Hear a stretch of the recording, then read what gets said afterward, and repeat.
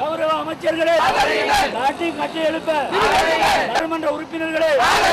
கௌரவ பிரதி அமைச்சர்களே கட்டி எழுப்ப நாட்டை கட்டி எழுப்ப சமிர்தி அதிகார சபையினுடைய அம்பாறை மாவட்ட இணைப்பாளர் என்ற வகையிலே இந்த நாட்டினுடைய சகல சமிர்தி அபிவிருத்தி உத்தியோகத்தில் விசேடமாக கிழக்கு மாகாணத்தை பிரதிநிதித்துவப்படுத்துகின்ற வடகிழக்கு மாகாணத்தை பிரதிநிதித்துவப்படுத்துகின்ற தமிழ் பேசும் உத்தியோகத்தர்கள் சார்பாக தமிழ் பேசும் பயணிகள் சார்பாக இந்த இடத்திலே இந்த மன்றாட்டமான கோரிக்கையினை எங்களுடைய கௌரவ அமைச்சரவர்களிடமும் பாராளுமன்ற உறுப்பினர்கள் இந்த சந்தர்ப்பத்தில் நான் முன்வைத்துக் கொள்கின்றேன்.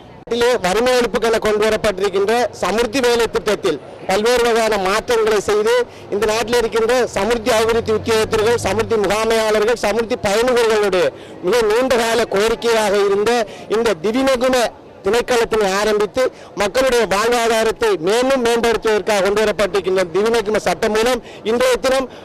பாராளுமன்றத்தில் சமர்ப்பிக்கப்பட இருக்கின்றது. இந்த பாராளுமன்றத்தில் இந்த சட்டமூலம் சமர்ப்பிக்கின்ற சந்தர்ப்பத்திலே அனைத்து பாராளுமன்ற உறுப்பினர்களும் கட்சி பேதமின்றி அனைவரும் இதற்கு ஆதரவினை வழங்கி திவிநகும சட்டமூலத்தினை 3 மேற்பட்ட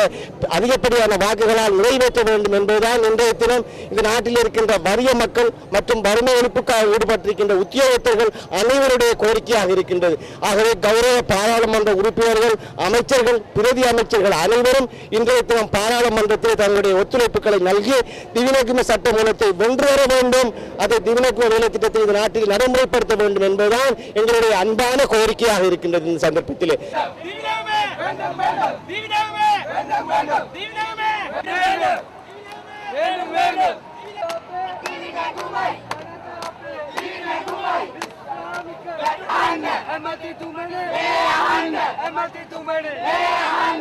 जनपति